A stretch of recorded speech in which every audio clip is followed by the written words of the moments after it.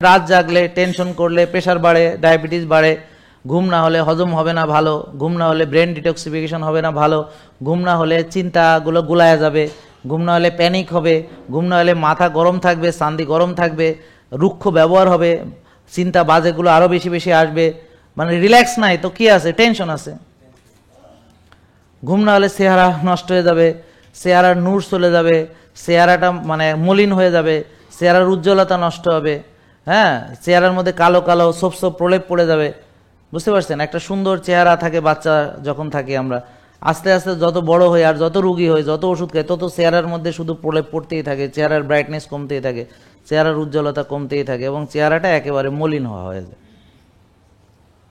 ঘুম না হলে মাংসপেশি গঠিত হবে যে ঘুমের ভিতরে, একটা মেয়েদের মেয়েলি হরমোন এস্ট্রোজেন, এটা তার ঘুমের ভিতরে এটা গঠিত হবে। পুরুষদের পুরুষালী হরমোন টেস্টোস্টেরন ঘুমের মধ্যে, ডেল্টা স্লিপ ঘুমের মধ্যে এটা গঠিত হবে। এখন যেই মেয়ে রাত জাগে তার বাচ্চা হওয়ার ক্ষমতা চলে যাবে, তার পিসিওএস হবে, পিসিওডি হবে, বুকে লোম হবে, দাড়ি হবে, মোষ হবে, পলিসিস্টিক ওভারি হবে, মাসিক হবে না বা অনিয়মিত হবে, হ্যাঁ, ওজন বেড়ে যাবে, ভুঁড়ি বড় হয়ে যাবে, চেহারা নষ্ট হয়ে যাবে, হ্যাঁ, শরীর ফিগারটা ব্যারেলের মতো হয়ে যাবে, সেটা তার ভাল লাগবে না। নিজের চেহারা নিজে দেখতে নিজেকেই নিজে কুৎসিত কুৎসিত মনে হবে। আয়নায় নিজের চেহারা যে হ্যাঁ কিরে এত বড় ভুঁড়ি থলথল্লা, মানে কি আমি কি, মানে বুঝতে পারছেন, নিজের প্রতি নিজের ভালোবাসা কাজ করবে না, নিজের প্রতি নিজের গিল্টি ফিলিংস হবে, অপরাধ বোধ হবে। বুঝতে পারছেন, মোবাইলগুলো বাজাইলে এখানে নিয়ে আসেন, একসঙ্গে বাজায়, ওখানে একা একা বাজাচ্ছেন, ব্যাপারটা কেমন হচ্ছে, আসেন এখানে নিয়ে আসেন, হ্যাঁ, ওনাকে বলে এখানে নিয়ে এসে বাজাইতে।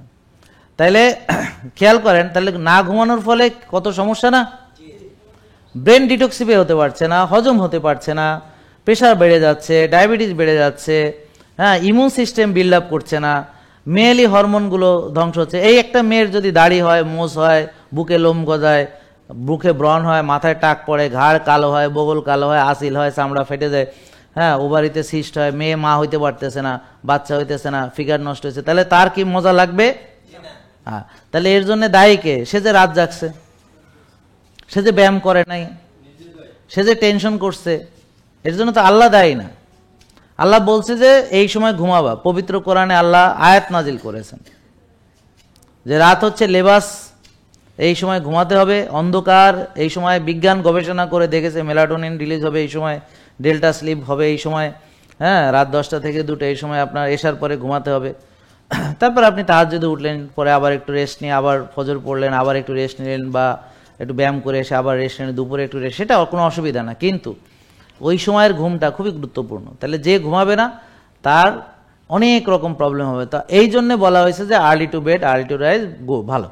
পবিত্র কোরআনেও আল্লাহ এই কথা বলেছেন এবং আমাদের পূর্বপুরুষরা এইভাবেই রাতে ঘুমাতেন।